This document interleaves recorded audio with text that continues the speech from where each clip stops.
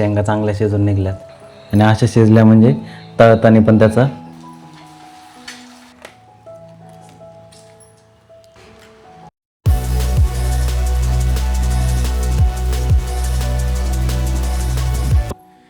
Mummy आज आपली आहे ना डाळबाटी करणार आहे, तर त्याच्यासाठी काय काय साहित्य लागतंय तर मम्मीने ते सगळं बाजूला काढून ठेवलेलं आहे. तर आपण घेतलेले आहेत 2 मोठ्या शेवग्याच्या शेंगा, नंतर इकडं आहे आपला 2-2.5 गड्डे लसूण सोलून घेतलं, चांगल्या पाकळ्या काढून घेतल्या, नंतर थोडीशी चिंच आहे 1-2 बोटकं, नंतर एक चमचा हरभऱ्याची डाळ, तुरीची डाळ जवळ आपण 1 वाटी घेतलेली आहे आणि मूग डाळ जवळजवळ अर्धी वाटी घेतलेली आहे. आणि नंतर इकडं कढीपत्ता, नंतर इकडं कोथिंबीर, 3 कांदे, नंतर इकडं आलं आपलं आणि थोडंसं खोबरं घेतलेलं आहे. तर आता मम्मीचं प्रिपरेशन चालू झालेलं आहे. तर बघूयात मम्मी आता काय काय करते. आणि आता आपल्याला डाळबाटीसाठी मम्मी पीठ मळून घेणार आहे. तर बघूयात कशी प्रोसेस असणार आहे. आणि हा व्हिडिओ तुम्हाला पूर्ण बघायचा आहे आणि आवडलं तर लाईक शेअर सबस्क्राईब करायला अजिबात विसरायचं नाही आहे. तर चला, मम्मीची प्रोसेस चालू झालेली आहे. आता कुकरचं भांडं घेतलेलं आहे आपण, तर त्याच्यात आधी मूग डाळ टाकून घेतली आहे आणि नंतर तुरीची डाळ. चला, आता आपली जी डाळ होती ना, सगळ्या ज्या तिन्ही पण डाळी आहेत ना, एकदम स्वच्छ धुवून घेतल्यात मम्मीने. आता याला आपण कुकरमध्ये शिजायला ठेवून घेऊयात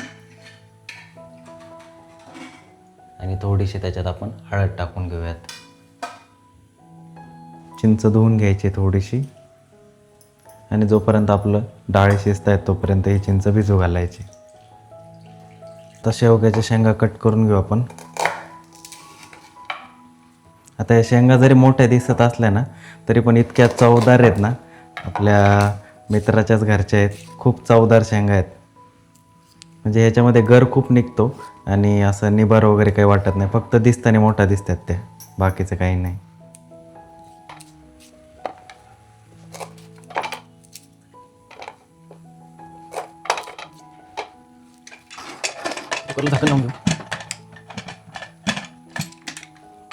एक शेंगा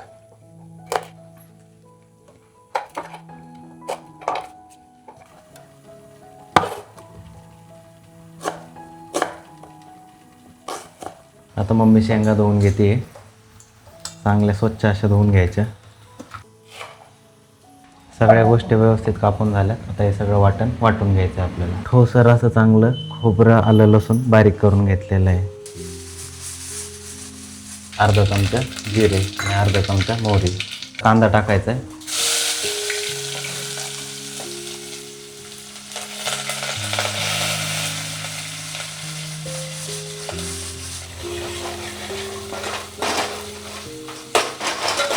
कांदा आहे ना असा एकदम लालसर असा परतून द्यायचा. हिंग टाकून घेतला थोडासा.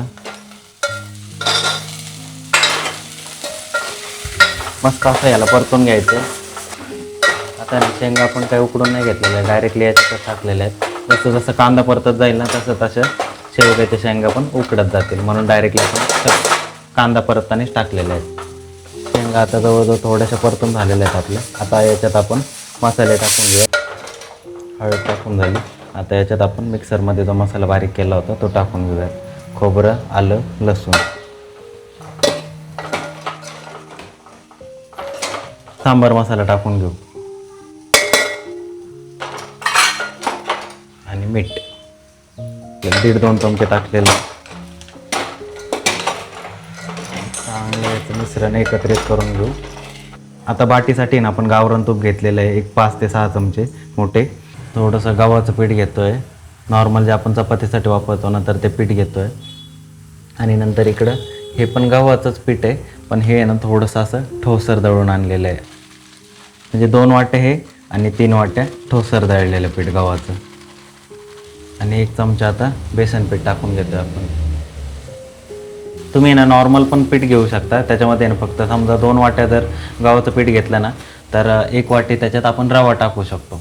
थोडंसं ओवा घेतलेलं आहे आणि हाताने रगडून टाकलेलं आहे. आणि नंतर इकडं जिरे पण हाताने रगडून. 2 चमचे मीठ. ओवा, जिरं आणि थोडंसं बेसन पीठ असतं ना, तर त्याच्यामुळं इतकी भारी चव होऊन जाते ना आपल्या बाटीची. ज्यावेळेस तुम्ही बनवून बघाल ना, तर त्यावेळेस तुमच्या नक्कीच लक्षात येईल. आणि आता आपण हे गावरान तूप जे होतं आपलं 5 ते 6 मोठे चमचे, तर ते टाकून घेऊयात.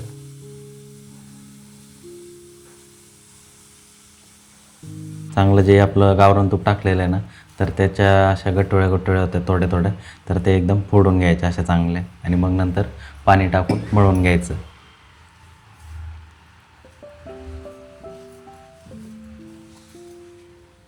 तर आता याचा रेशो जर तुमच्या लक्षात नसेल आला ना, तर आपण काय केलेलं आहे, 2 वाट्या नॉर्मल आपण जी चपाती करतो तर ते गव्हाचं पीठ घेतलेलं आहे, नंतर 3 वाट्या ठोसर गव्हाचं दळलेलं पीठ घेतलेलं आहे आणि 1 चमचा मोठा बेसन पीठ घेतलेलं आहे आणि 1 चमचा जिरे आणि अर्धा चमचा ओवा हे सगळं रगडून टाकलेलं आहे आणि मीठ आणि नंतर मग त्याच्यावर गावरान तूप टाकलेलं आहे.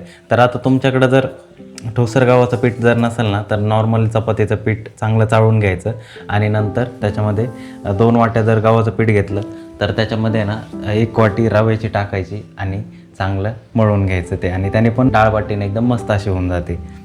जास्त पातळ पण नाही मळून घ्यायचं या पिठाला, असं घट्ट ठेवायचं थोडंसं.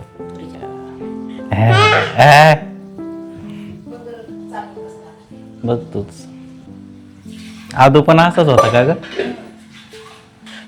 हे चाललेले आहेत आता त्यांचे, ते दादाची बदली औरंगाबादला झाली आहे, तर आता ते चालले आहेत आमच्या इथून, तर त्यांच्या आवरावर चालू आहे, त्याच्यामुळे दादाने आणून दिलं आहे त्याला. आणि याचं पण नाव, ताईच्या मुलाचं पण नाव आद्वित आहे आणि याचं पण नाव आधीच आहे ना? आधी आधी आधी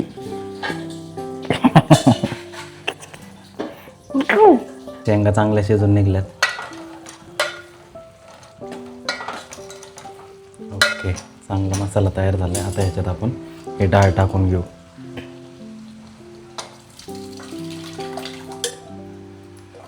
एकदम मस्त असं झालेलं आहे सांबार. आता याच्यामध्ये आपण थोडंसं पाणी गरम करून टाकू.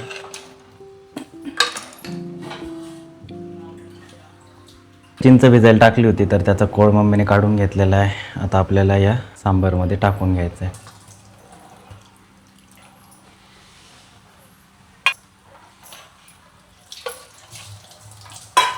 सांबार तुम्हाला असं वाटत असेल घट्ट आहे, पण याच्यामध्ये ना आपल्याला थोडंसं पाणी टाकून घ्यायचं आहे आणखीन. चला आता पाणी गरम झालं आणि याच्यात आपण टाकून घेऊ. सांबार म्हणल्यानंतर जास्त घट्ट पण चांगलं नाही लागत. आणि इकडं आपण जे बाटीसाठी पीठ मळलं होतं तर त्याचे मम्मी गोळे करून घेते उकडायला ठेवण्यासाठी. असे मोठे मोठे गोळे करायचे. 3 मोठे गोळे मळून झालेत. 7 गोळे जे होते तर ते बनवून झालेले आहेत. आता या कढईमध्ये पाणी तापायला ठेवलेलं आहे, मग त्याच्यावर हे शिजवून घ्यायचे आहेत.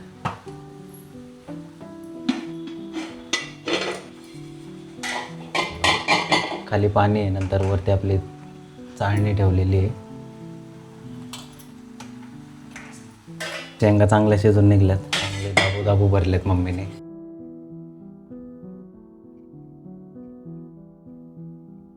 इकडं आपलं सांबार पण तयार आहे आता. आणि गोळे शिजून झाले की मग ते कट करून घ्यायचे आणि मग तळायचे. बाटी ठेवली होती ना तर ती चांगली उकडून झालेली आहे. शिजलंय की नाही ते चेक कसं करायचं. आता आपण त्याच्यामध्ये चाकू घातला आणि हे बघा चाकूला काहीच लागलं नाही आहे, म्हणजे चांगलं शिजलेलं आहे. मस्त असे बाटे शिजलेले आहेत आपल्या. आता याला एक एक एक एक करून परातीमध्ये काढून घ्यायचं आणि कट करून घ्यायचं.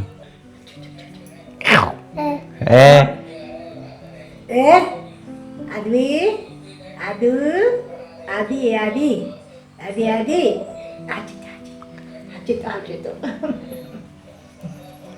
आता मम्मी इकडे बाट्या कापून घेते. हे बघा मस्त असं शिजलेलं आहे, त्याचा काही भुगा वगैरे पडत नाही आहे. आणि अशा शिजल्या म्हणजे तळताना पण त्याचा भुगा बाजूला पडत नाही. एकदम असं निबार पीठ मळून घेतलं होतं मम्मीने. थोडेसे मोठेच काप ठेवायचे. तर एक एक एक एक करून आता आपण कापून घेऊया त्याला. दादू टाटा. दररोजात पाय येतील. थांबले. टाटा. हसला हसला हसला. कटाळलाय आता ते. चालतंय. हा या सावकाश.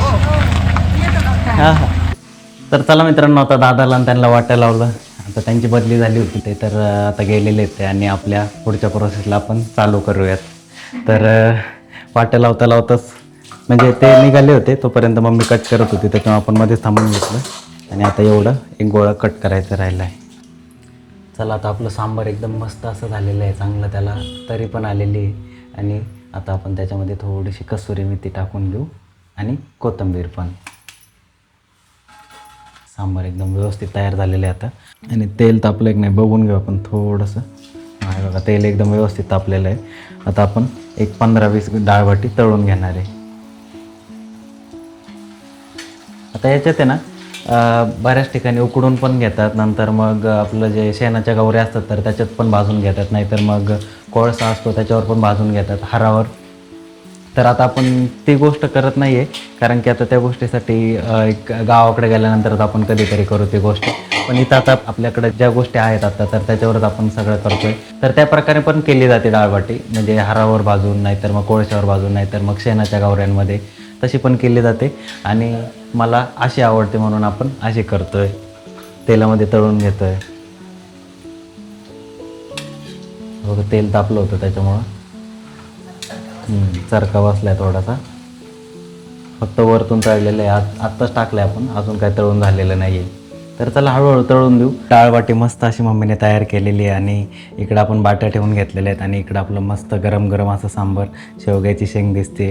आणि मला ना सांबार थोडंसं गोड आवडतं म्हणून मी थोडंसं गोड घेतलेलं आहे. थोडंसं म्हणजे हा बराच असेल तुमच्या हिशोबाने, पण मला आवडतं म्हणून सांबार गोडच आवडतं मला शक्यतो, त्याच्यामुळे आपण थोडंसं गोड घेतलेलं आहे. तर आता जेवायला बसतो आपण. आणि आता त्याच्या आधी आपण काय करू, थोडंसं असं गुळ याच्यात टाकून घेऊ. आता तो काही फुटत नाही आहे. आणि सांबार चांगला असं गुळाला असं विरघळून घेऊ थोडं थोडं थोडं थोडं थोडं. आणि या ज्या बाट्या आहेत आपल्या तळलेल्या, तुम्ही जर व्हिडिओ बघत असाल तर आत्तापर्यंत व्हिडिओमध्ये काय काय बघितलं तर हे कमेंटमध्ये नक्की सांगा. आणि तुम्ही कोणत्या प्रकारच्या वाटी करता, उकडलेल्या की फक्त तळलेल्या की शिजवलेल्या की भाजलेल्या, हे कसं करता, तुमच्या पद्धतीने कसं करता तुम्ही, तर हे नक्कीच व्हिडिओमध्ये सांगा. तर चला आता आपण पहिला घास घेऊन बघूयात कसं झालं आहे आणि काय चव झाली आज. तर ज्यावेळेस पण मम्मी डाळबाटी करते ना खूप सुंदर प्रकारे करते. आणि हा माझा फेवरेट आयटम आहे मम्मीच्या हातचा.